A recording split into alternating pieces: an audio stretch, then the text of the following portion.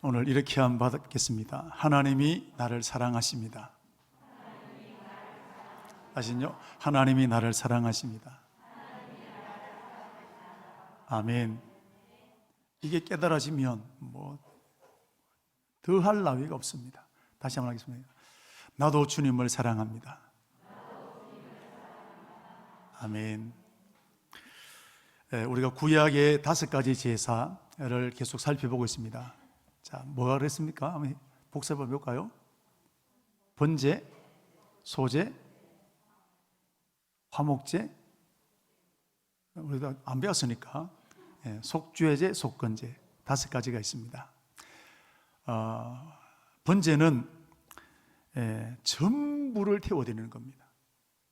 통으로 이제 가죽을 벗기고 또 각을 떠서 그 전부를 다 태워드리는 것, 그 헌신하게 될 때 이렇게 번제를 드리고, 소제는 곡식으로 드리는 제사인데 그냥 쌀, 밀 가져오는 게 아니라 고운 가루를 만들어서, 이것은 예배에 나오는 우리들의 마음이 여러 가지 불편한 게 알갱이가 많습니다. 이거 다 갈아서 가루를 만들어서 예배로 나와야 된다라는 것이 소제라고 말씀을 드렸습니다. 자, 오늘은 화목제입니다. 화목제는 다른 말로 감사제라고 합니다. 감사한 일이 있을 때, 또는 사람들과 또 하나님과 관계를 화목하게 하기 위해서 드리는 제사가 화목제입니다. 여러분, 가족들 중에도 늘 화목합니까? 말 안 하고 지낼 때도 있고 싸울 때도 있지 않습니까? 하나님과 늘 친밀한가요? 그렇지 않을 때도 있다는 겁니다. 그래서 화목하기 위해서 드리는 제사가 화목제사다라는 것입니다. 자, 그럼 화목제는 언제 드리느냐? 한 3가지 정도가 있는데, 첫째, 감사한 일을 만났을 때. 자, 자녀를 출산했다, 병이 고침받았다, 승진을 했다, 내 집을 살았다, 하여튼 어떻든 감사한 일이 있을 때 드리는 제사가 이 화목제라는 것입니다. 그리고 우리 화목제의 특징 중에 하나는, 번제와 소제는 나머지 속건제, 속죄제 다 마찬가지입니다. 의무적으로 드리는 겁니다. 그러나 화목제는 자원해서 드리는 겁니다. 안 드릴 수도 있고 드릴 수도 있습니다. 자, 이게 화목제인데, 그래서 감사한 일이 있는 사람이 드리는 것이고, 두 번째는 서원한 것이 응답되었을 때. 그래서 우리 화목제를 또 다른 말로는 서원제라고도 합니다. 서원, 어려운 말이긴 합니다만, 서원이 뭐냐면, 내 사람의 노력으로, 내 노력으로 이렇게도 해보고 저렇게도 해보고 그래도 방법이 없습니다. 그럴 때 마지막으로 하나님 이것 하시면 내가 이렇게 해드리겠습니다. 하나님 앞에 내가 약속하는 겁니다. 그것을 서원이랍니다. 대표적인 사람이 사무엘상 1장에 나오는 한나입니다. 한나가 결혼해서 아이가 없는데 너무 힘들고 괴로운 시간을 보냈습니다. 이게 인력으로 되는 게 아니라는 말이죠. 그래서 하나님 앞에, 하나님 내게 아들을 주시면 내가 평생을 이 아이를 하나님께 드리겠습니다. 서원하게 되었습니다. 자, 이게 서원제. 이 화목제를 서원할 때, 서원한 것이 이루어졌을 때 드리는 제사가 화목제다라는 것입니다. 그 다음에 세 번째는 자발적으로, 내가 하나님의 은혜가 너무 크게 깨달아졌습니다. 이거 어떻게 갚을 길이 없는 거예요. 그래서 하나님 앞에 자원해서 제사 드리는 것, 그것을 자원제 또는 낙헌제, 즐거운 마음으로 헌신한다는 뜻을 담아서 낙헌제라는 뜻이 있습니다. 자, 이럴 때 화목제를 드리는 겁니다. 아까 말씀을 드렸는데, 질병이 고침받았습니다. 문제가 해결되어졌습니다.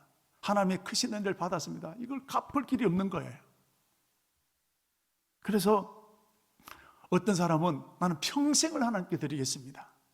어떤 사람은 나는 한 달을 드리겠습니다. 나는 1년을 드리겠습니다. 3개월을 드리겠습니다. 그 사람의 형편에 맞게끔. 그래서 자원해서 드릴 때를 가리켜서 이 화목제를 드리는 것입니다.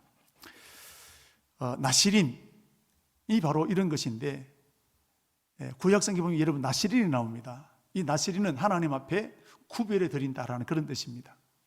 삼손의 대표적인 사람인데 삼손의 어머니가 아버지와 함께 하나님의 은혜를 이 삼손을 선물로 받았습니다. 너무 감사해서 하나님 이 아들을 내가 평생의 나시린으로 드리겠습니다. 그래서 삼손은 평생 나시린으로 드렸습니다. 나시린이라고 모든 사람들이 다 평생을 헌신하는 거 아닙니다. 어떤 사람은 1개월, 어떤 사람은 3개월, 1년, 5년 자기 형편에 따라서 이런 나시린을 드릴 수 있는 겁니다.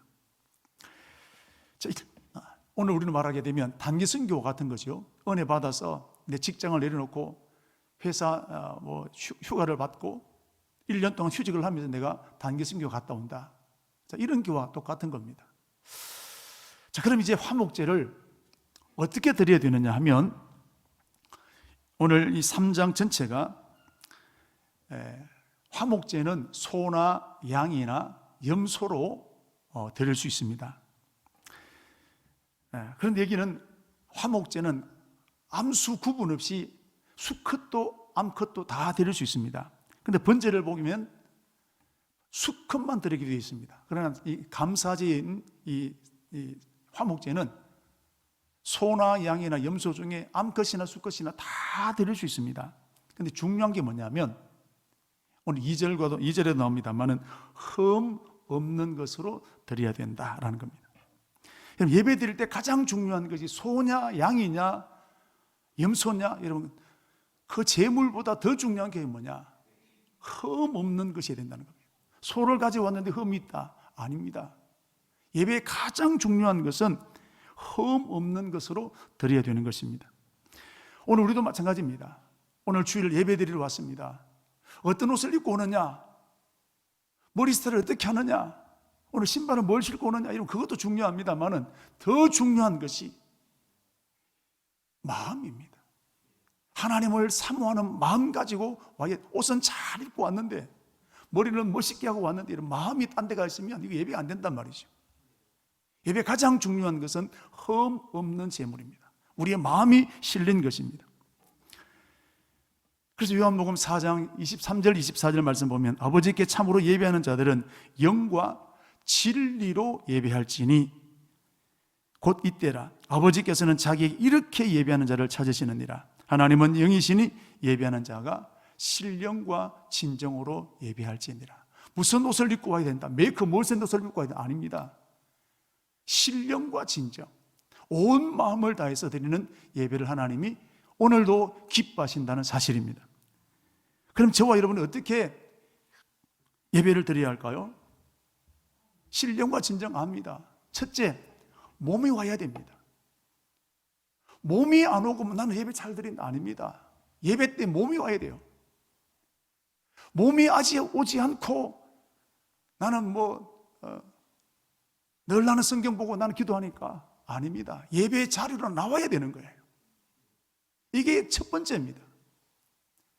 그래서 여러분 말세가 되어질수록 모이기를 피하는 어떤 사람들의 습관을 따르지 말고 모이기에 힘쓰라 그랬습니다. 여러분 우리 사는 청강교회 예배자다운 예배자가 되기 위해서는 일단 여러분 주일날 모여야 됩니다. 모든 일손을 멈추고 주일날 예배자로 나오는 것이 첫 번째입니다. 나오지 않고 이러면 다른 어떻게 이러면 신령한 예배를 드릴 수 있겠냐는 겁니다. 그 다음 두 번째는 몸이 왔습니다. 그러다 하면은 온 마음을 예배에 실는 겁니다. 자, 오늘 성가대 찬양인데 어디가 틀리나 한번 보자. 그게 아닙니다. 찬양 부를 때도 내가 내 마음을 실어서 찬송 드리는 겁니다. 장로님이 기도할 때도 장로님 그 기도 한 소절 한 단어 그 속에 내 마음을 실는 겁니다. 그래서 나도 같이 아멘 아멘 하는 거예요. 나도 그렇게 되기를 원합니다. 찬양 내 찬양도 마찬가지입니다. 그리고 하나님 말씀을 전가하는 이 시간에도 제가 설교를 잘 못하지만 하나님의 말씀으로 받는 거예요. 사람의 말로 받는 게 아니라 하나님의 말씀으로 받는 거예요. 이게 뭐냐? 신령과 진정으로 드리는 예배라는 것입니다. 여러분, 우리가 좋은 예배자가 되시기를 축복합니다. 하나님이 기뻐하시는 우리 청강교회 예배가 되기를 주의 이름으로 축복합니다. 자, 이렇게 흠 없는 제물을 가지고 하나님 앞에 제사를 드리는 화목제. 자, 그 다음에 이 흠 없는 제물을 어떻게 할까요? 안수합니다. 그리고 그 짐승을 잡습니다. 우리 번제할 때 배웠습니다만 왜 안수한다고 했습니까? 내 죄를 이 양이나 소나 염소에게 다 뒤집어 씌우는 겁니다. 내가 이런 죄를 지었는데 내 죄 가지고 하나님은 나갈 수 없습니다. 그래서 하나님 이 제물을 받으시고 내가 죽어야 되지만 이 양이 대신 죽습니다. 그래서 안수하는 겁니다. 우리가 이 예배 시간 앞에도 우리가 참회 기도를 드렸거든요. 이게 심심해서 넣어놓은 게 아니에요. 보니까 하시는 분들도 있고 그냥 멍 때리는 분들도 있고 그러시는데 참회 기도가 왜 안수하는 것도 똑같은 겁니다. 내가 일주일 동안 살면서 이런 죄를 지었는데 내가 십자가 앞에 다시 나왔습니다. 그 주님 앞에 나는 주의 보혈을 의지합니다. 그래서 우리 참회 기도를 드리는 거예요. 안수하는 것과 똑같은 겁니다. 자, 그리고 그 안수는 지난번에 말씀드린 내가 하는 겁니다. 제사장이 하는 게 아니에요. 그리고 짐승을 잡습니다. 누가 잡아야 될까요? 내가 잡습니다. 예배 드리는 내가. 그리고 잡아서 피를 이제 그릇에 담아 드리면 제사장은 그 피를 가지고 이제 제단 사방에 뿌리는 겁니다. 이건 무슨 뜻이냐면 내가 죽었다는 거예요. 양이 죽었지만 염소가 죽고 소가 죽었지만 실은 내가 죽었다는 거예요. 여기까지는 번제와 똑같습니다. 근데 여기서부터 이제는 화목제는 좀 다르게 나오게 되는데, 이런 번제는 가죽을 벗기고 각을 뜨고 전부를 태워드린다 그랬습니다. 그런데 이 화목제는 고기를 드리지 않습니다. 자, 오늘 3절부터 4절에 있는 말씀을 보시면 내장에 덮여 있는 기름을 떼내는 겁니다. 그리고 콩팥을 떼내서 그것을 불에 태워드리는 제사가 이게 화목제입니다. 양을 잡고 소를 잡고 염소를 잡았는데 고기는 손대지 않고 그 짐승의 기름을 가지고 또 콩팥을 가지고 제사 드리는 것이 이게 화목제라고 그랬습니다. 그래서 5절 보면 이렇게 드리는 예배를 하나님께서 향기로운 냄새라 그랬습니다. 자, 그러면 왜 기름과 콩팥을 가지고 예물로 드리게 하셨을까? 차근차근 오늘 한번 보겠는데요. 첫째, 기름은 번제 때도 이런 기름은 제물로 드리라고 못 먹습니다. 먹지 못하겠습니다. 그 기름은 왜 그러냐? 힘을 상징합니다. 힘이 있어야. 그래서 힘이 뭐냐? 곧 기름을 말하는 겁니다. 그래서 이 기름은 번제 때에도 온전히 다 태워드리는 겁니다. 두 번째, 콩팥인데요. 이 장기를 보면 폐도 있고 간도 있고 심장도 있고 여러 가지 있는데 왜 하필 콩팥이냐라는 거예요. 여러분, 이스라엘 사람들은 콩팥을 어떻게 생각하냐면 우리의 생각이나 감정이 다 콩팥에서 만들어진다고 생각을 합니다. 심지어 생명도 콩팥에 있다고 생각합니다. 그래서 콩팥이 사람의 생명의 중심이다라는 생각을 가지고 있습니다. 그래서 죄의 뿌리가 어디 있느냐? 바로 콩팥에 있다라는 겁니다. 그래서 그 콩팥을 떼서 기름과 함께 태워드리는 제사, 이것이 화목제입니다. 자, 이렇게 여러분 기름을 떼내고 또 콩팥을 가지고 태워드리면 하나님께서 그 제물을 향기로운 냄새로 받으시면 하나님과 화목이 이루어졌습니다. 하나님과 막힌 담이 뚫려지게 되었습니다. 우리를 받으시는 거예요. 자, 그 다음에 두 번째로, 그러면 나머지 소나 염소나 양인 그 고기는 어떻게 하냐라는 거예요. 하나님은 기름과 콩팥만 받으셨습니다. 그럼 나머지 많은 고기 덩어리는 어떻게 하냐라는 거예요. 그 제물은 어떻게 하느냐? 이 고기로는 사람과 화목하라는 거예요. 같은 교인들끼리, 형제들끼리, 친구들을 초청해서 심지어는 원수인 사람들까지도 초청해서 사람과 화목하라는 것입니다. 제가 소 한 마리로 예를 들면 화목제를 드렸다라는 가정을 해보십시오. 자, 이렇게 기름을 또 콩팥을 떼서 하나님 앞에 향기로운 냄새로 태워드렸습니다. 자, 그럼 그 고기를 가지고 이제는 화목제를 이제 사람들과 화목을 해야 됩니다. 그러면 장로님들을 초청하고 우리 집사님들, 권사님들을 초청하고 제 친구들을 초청하고 할 수 있는 대로 다 초청하는 겁니다. 그래서 함께 심지어는 관계가 스먹스먹하고 깨어졌던 사람들, 이 음식을 함께 먹음으로 끊어졌던 관계가, 스먹스먹했던 관계가 회복시키고 화목해 되어지도록 하기 위해서 하나님은 그 고기를 잔치로 쓰시라는 것입니다. 우리는 이 화목제에서 여러분 사용할 수 없는 제물이 나옵니다. 번제 때도 드려졌고 속건제나 속제도 드려지는데 화목제에는 쓸 수 없는 제물이 있습니다. 짐승이 있습니다. 그게 뭘까요? 비둘기입니다. 왜 비둘기를 화목제는 쓰지 못하게 했을까요? 나눠 먹을 게 없는 거예요. 화목제는 뭐냐? 하나님 앞에 드리고 성도들과 이웃들과 함께 화목하는 거예요. 그 비둘기를 가지고는 나눠 먹을 게 없습니다. 그래서 비둘기로는 화목제물로는 드리지 못하는 겁니다. 자, 이제 그러면 이렇게 하나님 앞에 태워드리고 이 화목제물의 나머지 고기는 어떻게 나눠 먹어야 되느냐? 자, 여러분, 그 다음에는 예배 드리니까 내 마음대로 먹는 게 아닙니다. 먹는 것도 여러분 예배의 한 부분입니다. 화목제 음식을 먹는 것도 여러분 예배의 한 부분이라는 겁니다. 자, 우리 이제 어떻게 먹는지에 대해서는 7장에서 그 부분을 설명해 주고 있는데 7장 11절 말씀부터 좀 보도록 하겠습니다. 자, 이렇게 하나님 앞에 제사를 드리고 난 다음에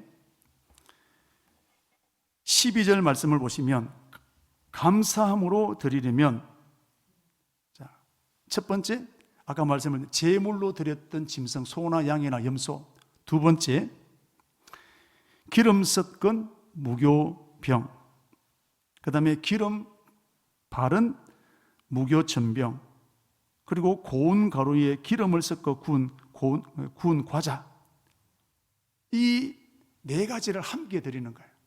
함께 잔치를 베푸는 겁니다. 자, 여러분, 무교병이라는 것은 부푸는 이렇게 누룩이 들어가지 않은 빵입니다. 아무 맛이 없습니다. 여러분, 밀가루 반죽해서 그냥 구워 보십시오. 무슨 맛이 나겠습니까?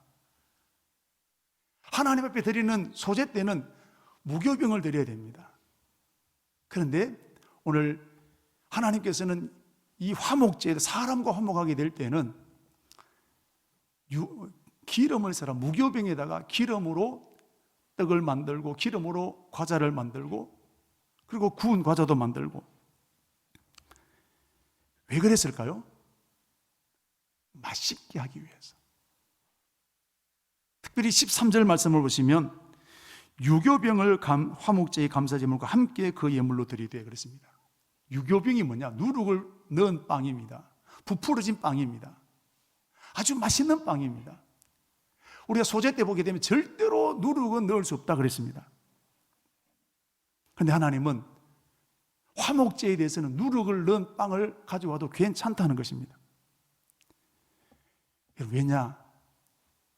이웃과 함께 음식을 나누는 이 잔치 자리에는 음식이 맛있어야 됩니다. 맛없는 음식을 잃어버리면 잔치 분위기 다 깨어버리는 겁니다. 그 잔치 때는 이런 음식이 얼마나 중요합니까? 맛이 없는 음식이다. 그래서 하나님은 이웃과 화목하고 잔치를 베풀 때는 맛있게 음식을 만들어내는 거예요. 그래서 유교병을 넣고 기름을 섞어서 빵을 굽고 과자를 만들어 함께 먹으라는 겁니다. 이제 하나님께서는 사람들이 사람과 함께 화목해지는 것, 성도들이 성도와 함께 친밀해지는 것을 굉장히 기뻐하시는 것을 볼 수 있습니다. 그리고 이렇게 준비된 것을, 자, 이게 이제 소가 됩니다. 제물을 하나님 앞에 하나씩, 오늘 보시면 14절 말씀을 보시면 그 전체의 예물 중에서 하나씩 여호와께 거제로 드리고 그랬습니다. 하나씩, 예를 들면 이게 짐승으로 잡았던 짐승입니다. 이걸 거제가 뭐냐? 높이 올린다는 겁니다. 자, 소를 드렸습니다. 그 다음에는 기름 섞은 유교병을 올려드립니다. 자, 높이 듭니다. 이렇게 하나씩, 4가지 종류 하나씩 다 하나님 앞에 거제로 올려드리라는 것입니다. 거제는 올려드린다는 뜻인데, 왜 하나씩 올려드리느냐? 이게 하나하나가 다 하나님의 것입니다. 하나님이 얼마나 사람들과 화목하기를 원하시는지, 이거 하나님 주신 양식입니다. 그래서 하나님 앞에 하나씩 올려드리는 겁니다. 여러분, 잔치하다 보면 이 잔치 기분에 취해서 자칫 하나님을 잊어버리기가 쉬운 겁니다. 그래서 하나님은 잔치하기 전에 제물 하나씩 다 들어 올려서 이것은 하나님의 것입니다. 오늘 내가 이것을 통해서 화목하기를 원합니다. 자, 그런 고백을 하게 하는 것이 거제를 가지고 다 하나씩 올려드리는 겁니다. 자, 그리고 중요한 게 있습니다. 자, 우리 7장 29절 말씀부터 31절 말씀까지 보게 되면, 자, 이렇게 제물을 가지고, 아까 이제 남아있는 제물이 있지 않습니까? 그 제물은 어떻게 하느냐 하면 가슴 부분을 따로 떼내서 제사장 앞에 드리면 제사장 그것을 하나님 앞에 흔들어 드린다. 요제라 그럽니다. 흔들 요자. 자, 우리 애를 키우신 우리 어머니들 보시면 요람 아시죠? 애를 바구니 같은 데 태워서 흔들어 주는 거, 이거 요람이라 그럽니다.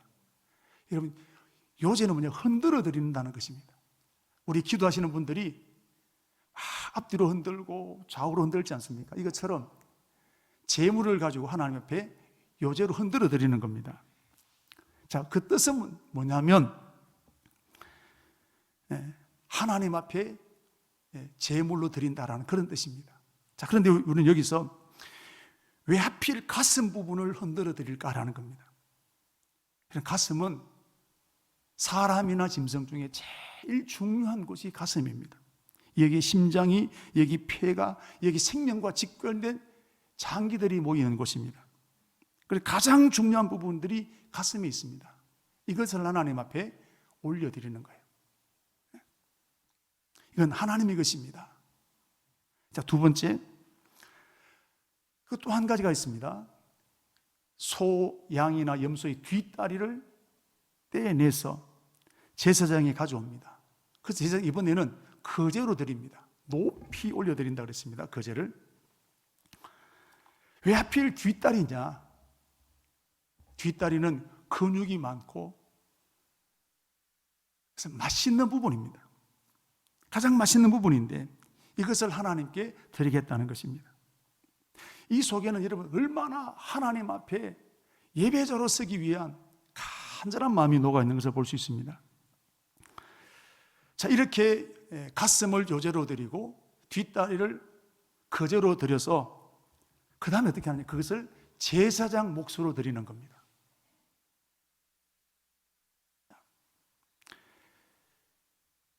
우리는 여기서 왜 하필 가장 맛있는 가슴 부분을, 왜 가장 좋은 뒷다리를 제사장에게 줄까요? 여러분, 제사장은 예배를 위해서 구별된 사람입니다. 하나님께서 이스라엘 백성들에게는 땅을 차지할 수 있는 분깃을 주셨는 제사장에게는 그 전혀 주지 않았습니다. 제사장에게는 예배를 드리는 제물을 가지고 그것 가지고 먹고 살라는 거예요. 그래서 이 예배하는 사람들이 제사장에게 앞에 드리는 그 제물은 제사장에게 드리는 것이 아니라 사람에게 드리는 것이 아니라 하나님이 세운 제사장에게 마치 하나님을 섬기던 가장 좋은 것을 드리는 마음으로 여러분 가슴을, 뒷다리를 드리게 되는 것입니다. 오늘 우리 목회자들은 직장이 없고 교회에서 드리는 사례를 가지고 생활하는 것 똑같습니다. 예배하면 그것을 가지고 먹고 살라는 겁니다. 자, 그 다음에 두 번째. 자, 이 하나님 앞에 제사장에게 여러분 가슴을 드리려고 또 뒷다리를 드리려고 하면 원래 있는 고기에서 떼내야 됩니다. 자, 여러분, 이 떼낸다는 뜻이 뭐냐면 고기에서 떼낸다는 말도 있습니다만 이것보다 훨씬 더 중요한 의미가 있습니다. 제사 드리는 사람의 마음에서 떼낸다는 거예요. 고기에서 뒷다리를 가슴을 떼내지만 그것보다 훨씬 더 큰 의미가 뭐냐면 제사 드리는 내 마음에서 떼낸다는 것입니다. 왜냐하면 제사 드리는 사람 입장에서는 내가 드리고 제사 드리고 제사장에게 가슴살 드리고 뒷다리살 드리면 내가 제사장에게 먹을 것 다 드리네, 내가 제사장 먹여 살리네 생각이 쉽다는 겁니다. 그럼 제사장에게 꼬리를 준다, 별 볼 일 없는 그것을 드리면 거기서 무슨 존경심이 나오겠냐는 겁니다. 가장 귀한 것, 그것을 드린다는 것은 곧 존경하라는 것입니다. 하나님의 마음으로, 하나님은 보이지 않지만 제사장 주의 종들을 그런 마음으로 섬기라는 거예요. 그래서 제사 드릴 때 내 마음에서 떼내라는 거예요. 자칫하면 내가 내 재물 가지고 내가 먹여 살리네, 내가 헌금만 해 내가 교회 먹여 살리네, 그거 아니라는 거예요. 그거 떼내라는 거예요. 오늘 우리 교인들 중에도 보면 목회자에게 사례를 할 때 우리가 먹여 살린다 라고 하는 그런 경우들이 가끔씩 있습니다. 특별히 헌금을 많이 하는 사람들 중에는, 또 중직자들 중에는 이렇게 생각하는 사람들이 가끔씩 있습니다. 오늘 이 화제의 규정에 의하면 이거 굉장히 잘못된 것입니다. 그래서 하나님께서는 제물에서 가슴과 뒷다리를 떼내라고 하는 것은 예배드리는 내 마음에서 그런 마음을 떼내라는 것입니다. 이것은 하나님의 것이다라는 거예요. 그래서 요제를 흔들고, 그래서 그 제물을 높이 들어서 이건 하나님의 것입니다. 내 마음에서 여러분 그것을 떼내라는 것입니다. 여러분, 시끄러운 교회를 보시면 헌금 많이 하는 사람들이 자꾸 주인 행세합니다. 내가 헌금 얼마나 했는데 내 말 들어야지. 그럼 교회가 오늘 이분은 헌금을 많이 드렸지만 떼내지를 못한 거예요. 자꾸 주인 행세하는 겁니다. 헌금을 드린 순간 그건 하나님의 것이 되는 겁니다. 내가 헌금을 드렸지만 헌금을 드린 그 순간 이건 내 것이 아니라 하나님의 것이 되어지는 것입니다. 이것을 좀 분리시키는 것이 뭐냐? 짐승에서 떼내라는 거예요. 여러분, 오늘 저와 여러분이 헌금을 드립니다. 액수가 많고 적고 이 헌금은 내가 헌금 드리는 순간 하나님의 것이 된다. 아멘. 이게 오늘 여러분 화목제에 담겨 있는 것입니다. 자, 이렇게 먼저 기름을 가지고 또 콩팥을 가지고 하나님 앞에 태워드리고 가슴을 또 뒷다리를 가지고 다 거제로 올려드려서 요제를 드려서 제사장에게 드리고 이제 나머지 고기를 가지고 이제 성도들과 함께 이웃들과 함께 음식을 나누고 잔치를 베푸는 것입니다. 그런데 중요한 게 있습니다. 15절 말씀을 보시면 감사로 드리는 화목제물, 감사함으로 드리는 화목제물은 그날 다 먹어야 된다는 거예요. 이튿날까지 남겨두면 안 됩니다. 그리고 16절 보게 되면 서원제나 자원에서 드리는 예물은 이튿날까지 먹을 수 있다 그랬습니다. 그러나 3일 남겨두면 안 됩니다. 자, 우리는 왜 그럴까? 왜 좀 두고 먹으면 좋을 텐데 왜 그럴까?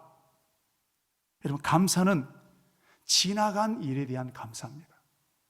그래서 하루에 다 감사, 이웃들과 나누어서 다 소비하라는 겁니다. 두 번째, 서원과 자원하는 것은 내가 자꾸 결심해야 됩니다. 내가 서원했지만, 내가 자원했지만 이 재물을 보면서 내 약해진 마음을 다시 한 번 더 결심하라는 거예요. 그래서 이틀까지 먹게 했습니다. 그리고 그 기간이 넘어갔다. 감사 제대로 드리는 것이 이틀을 남겼다. 서원이나 또 자원에서 드리는 것이 3일 동안 남게 되면 그건 어떻게 되느냐? 보시면 17절부터 18절 말씀까지 보면 다 불태워야 된다 그랬습니다.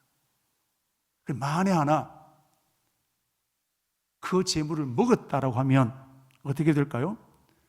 그 제사는 다 무효가 되어집니다. 그리고 하나님 앞에 죄 짓는 가증한 일이 되어지게 되고 죄까지 짊어지게 되는 역사가 일어나는 겁니다. 왜 이렇게 하셨을까요, 하나님은? 여러분, 사람은 고기를, 염소를 드리고 또 양을 드리고 소를 드리면 여러분 그거 아껴 먹고 싶은 마음이 왜 없겠습니까? 두고 먹고 싶은 마음이 왜 없겠습니까? 자식들 주고 싶은 마음이 왜 없겠습니까? 오늘 여러분, 화목제는 아껴 먹는 게 아니에요. 화목제는 이웃과 나눠 먹는 겁니다. 이 화목제는 이웃들과 함께 더 많은 사람들끼리 나눠 먹는 것이 화목제의 원래 목적입니다. 이거 없애라는 거예요. 소 한 마리를 내가 화목제로 드렸습니다. 그래서 이웃 사람들, 가난한 사람들 초청해서 그들과 함께 음식을 먹는 겁니다. 여러분, 사람은 친한 사람들과 함께 음식을 먹는 것은 얼마나 할 수 있는 일입니다. 그런데 관계가 깨어진 사람, 원수가 된 사람에게 함께 밥을 먹는다는 것, 그건 절대로 쉽지 않습니다. 바로 이 화목제를 드리면서 관계가 깨어지는 사람들을 초청하고 그 사람들에게 음식을 나눠주고 나는 하기 싫지만 그렇게 해서 화목하라는 겁니다. 자, 그래서 내가 화목제에 음식을 나눕니다. 음식을 받은 사람은 어떻습니까? 왜 이 음식 주냐? 먹어야 될까 말아야 될까요? 억지로 되면 그렇게 해서 이러면 뭐냐? 화목하라는 것입니다. 하나님께서는 이와 같이 우리가 화목되어지는 것, 성도와 성도들끼리가 한마음 되어지는 것을 얼마나 기뻐하시는 분이 하나님이시라는 겁니다. 그래서 여러분 6월절 일도 보면 출애굽기 10장 20절 말씀 보면 아침까지 남겨두지 말며 아침까지 남긴 것은 불사르라 그랬습니다. 만나도 마찬가지입니다. 출애굽기 16장 20절 말씀 보면 들어는 아침까지 두었더니 벌레가 생기고 냄새가 난지라. 그래서 이런 만나 사건을 보게 되면 많이 거둔 자도 남지 않고 적게 거둔 자도 모자람이 없었다는 것은 뭐냐? 나누는 겁니다. 오늘 하나님의 관심이 여기 있는 겁니다. 화목제의 뜻은 죄 용서받는 것도 물론 중요하지만 이웃들과 함께 그 음식을 나누면서 화목하는 겁니다. 서먹서먹했던 관계가 친밀한 관계로 회복되어지는 것이 하나님 화목제의 중요한 목적이라는 겁니다. 여러분, 하나님은 이렇게 사람들끼리, 형제들끼리 화목하는 것을 그렇게 기뻐하시는 걸 보십시오. 누룩는 땅은 절대로 먹지 말라고 하셨음에도 불구하고 화목제를 위해서라면 누룩을 넣은 떡도 괜찮다는 겁니다. 여러분, 하나님은 우리 가족들끼리, 친구들끼리, 같은 성도들끼리 이웃과 화목해 나가는 것, 이거 얼마나 기뻐하시는지 몰라요. 그래서 시편 133편 1절에서 3절에 있는 말씀 보면 이렇게 말씀하고 있습니다. 우리 같이 한번 읽도록 하겠습니다. 시편 133편 1절에서 3절 없습니까? 형제가 연합하여 동감이 얼마나 선하고 아름다운고 그랬습니다. 전체가 그냥 헐몬에서 내리는 이슬과 같다 그랬습니다. 형제가 연합하여 동감이 얼마나 선하고 아름다운고. 우리 이 말씀을 잘 새겨야 합니다. 교회 안에 번제는 잘 드립니다. 소제 잘 드립니다. 예배는 잘 드립니다.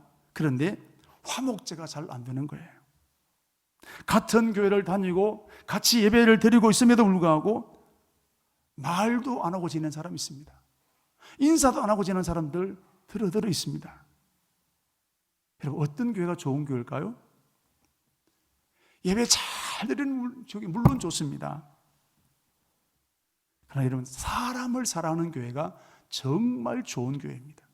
할렐루야. 우리 잘 아는 청강교회가 하나님 앞에 예배도 잘 드리지만 사람 사랑하는 교회가 되어야 될 줄로 믿습니다. 우리 구역 식구들 중에 누가 코로나 걸렸다 그러면 전화하고 또 찾아가 보기도 하고, 좋은 일이 생겼다 함께 웃어주고, 슬픈 일을 함께 울어주는 것, 그런 사랑을 받게 될 때, 그래서 여러분 우리 구역장님은 주일날 누가 왔다 안 왔다 잘 체크하십시오. 그래서 여러분 관심을 가지고 전화 한 통 하게 되고 사랑을 받고 싶은 거예요. 어떤 교회가 좋은 교회냐? 성도를 사랑하는 교회, 사랑이 넘치는 교회. 여러분 이 교회가 좋은 교회입니다. 바리새인들을 보십시오. 하나님 앞에 예배는 잘 드렸습니다만은 사람을 사랑하지 못했습니다. 책망드는 걸 보십시오. 여러분 우리의 교회는 하나님을 사랑하고 우리 성도들 서로 전화하고 격려하고 위로하고 이런 교회가 되어지기를 축복합니다. 그런 교회가 좋은 거예요. 그거 하라는 거예요. 화목제 그거 하라는 것입니다. 자, 그러면 이 화목제와 예수님과 무슨 관계가 있냐는 거예요. 우리 예수님은 우리의 화목제물이 되셨습니다. 우리는 원래 하나님의 형상대로 지음받게 되었는데 죄 때문에 이 관계가 깨어져서 원수가 되었다라고 말씀해 주고 있습니다. 그래서 하나님께서는 우리의 하나님과 깨어진 이 관계를 회복시키기 위해서 예수님을 보내셔서 이 땅에 화목제물이 되게 하셨다라는 사실입니다. 여러분 예수님에게, 하나님에게 있어서 예수님은 기름과 같습니다. 하나님에게 있어서 예수님은 콩팥과 같습니다. 독생자 아들입니다. 그런데 그 아들을 하나님과 화목하도록 하기 위해서 우리에게 제물로 내어주신 분이 하나님이십니다. 자, 우리 로마서 3장 5절 말씀을 같이 읽겠습니다. 이 예수를 하나님이 그의 피로써 믿음으로 말미암는 화목 제물로 세우셨으니 이는 하나님께서 길이 참으시는 중에 전에 지은 죄를 간과하심으로 자기의 의로우심을 나타내려 하심이니. 보십시오. 아멘. 그의 피로써 믿음으로 말미암아 화목 제물을 삼으셨다는 겁니다. 예수님을 화목 제물로 삼으셨다는 거예요. 예수님 아니면 우리 하나님 앞에 가까이 나갈 수가 없습니다. 예수님 때문에 우리는 다시 하나님을 아버지라 부를 수 있게 되는 겁니다. 에베소서 2장 12절 14절 말씀에도 마찬가지인데요. 자, 같이 한번 읽겠습니다.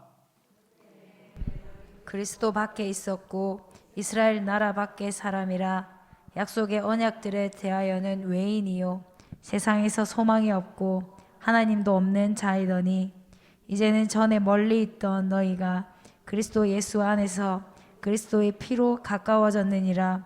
그는 아멘. 우리의 화평이신지라 둘로 하나를 만드사 원수된 것 곧 중간에 막힌 담을 자기 육체로 허시고 그러므로 이제부터 너희는 외인도 아니요 나그네도 아니요 오직 성도들과 동일한 시민이요 하나님의 권속이라. 아멘. 보십시오. 자기의 육체로 중간에 막힌 담을 하셨다 그랬습니다. 우리 예수님 십자가에 돌아가셨을 때 성막이 찢어진 이유가 뭘까요? 하나님과 이제는 하나가 되었다는 거예요. 관계 회복되었다는 것입니다. 너희는 그때는 바깥에 외인이요 약속과 상관없고 하나님과 아무 상관없던 너희가 이제는 그의 육체의 죽음으로 말미암아 19절 보십시오. 이제는 외인도 아니요 나그네도 아니요 오직 하나님과 성도들과 동일한 시민이요 하나님의 권속이라는 겁니다. 이게 예수 그리스도십니다. 예수님 때문에 오늘 우리가 하나님 앞에 나갈 수 있게 되었고 예수님 때문에 은혜의 보좌 앞에 담대히 나갈 수 있는 힘이 생기게 된 것입니다. 예수님께서 그 십자가 위에서 살과 피를 다 쏟으심으로 화목제물 되심으로 오늘 우리에게는 하나님과 화목되어지는 이 축복이 임하게 된 것입니다. 여러분 예수님이 십자가의 화목제물 되시기 때문에 오늘 우리는 그 하나님을 향해서 아버지라 부를 수 있는 특권을 누리게 된 것입니다. 이분이 예수 그리스도십니다. 그래서 이 예수님 때문에 새롭게 된 우리는 어떻게 해야 될까요? 이웃들과 성도들과 화목해야 되는 겁니다. 그래서 고린도 후서 5장 18절부터 19절 말씀 보시면 모든 것이 하나님께로 났으며 그가 그리스도로 말미암아 우리를 자기와 화목하게 하시고 또 우리에게 화목하게 하는 직분을 주셨으니 또 우리에게 화목해 하는 직분을 주셨다는 겁니다. 이제 우리는 뭐 해야 되느냐? 화목해야 되는 겁니다. 여러분, 성도들 중에 관계가 깨어진 사람들, 형제들 중에 말도 하지 않는 사람들, 화목해야 되는 것은 우리가 잘 알고 있습니다. 근데 화목하는 것이 말처럼 쉽지 않습니다. 아는데 잘 안 되는 겁니다. 그래서 못하고 있는 사람들이 의외로 많습니다. 근데 예수님이 왜 십자가에 죽으셨습니까? 예수님 십자가에 죽으실 이유가 하나도 없습니다. 이유는 단 한 가지, 저와 여러분을 하나님과 화목시키기 위해서 십자가에 죽으셨습니다. 그렇다면 이 사랑을 받은 저와 여러분들도 성도와 이웃과 원수된 사람들과 관계가 깨어진 사람과 화목하게 되는 것입니다. 내가 먼저 하는 거예요. 여러분, 용기를 내시기를 축복합니다. 이번 사순절을 여러분 그런 기회로 만드십시오. 관계가 깨어졌던 사람들끼리 화목하게 되는 그런 기회로 만드십시오. 여러분, 식사 자리에 초대하십시오. 편지를 쓰시든지, 하나님, 나는 저분과 화목하기를 원하는 하나님, 나는 어떻게 좋을는 지혜를 주십시오. 그래서 그 지혜를 가지고 그분이 받아들이든 받아들이지 않든 나는 내 몫을 하는 것입니다. 우리가 우리에게 죄 지은 자를 용서해 준 것 같이 우리 죄를 용서해 달라고 주기도문으로 늘 그렇게 고백하지 않습니까? 마가복음 18장 35절, 너희가 각각 마음으로부터 형제를 용서하지 아니하면 나의 하늘에 계신 아버지께서도 너희에게 이같이 하시리라. 여러분, 화해하는 사순절 되기를 축복합니다. 화목함을 입은 저와 여러분들이 거지에는 사랑을 실천해서 이웃들에게, 성도들 사이에 나를 통해서 화목하게 되어지는 이런 그 화목을 이루어 나가는 저와 여러분이 되시기를 주의 이름으로 축복합니다.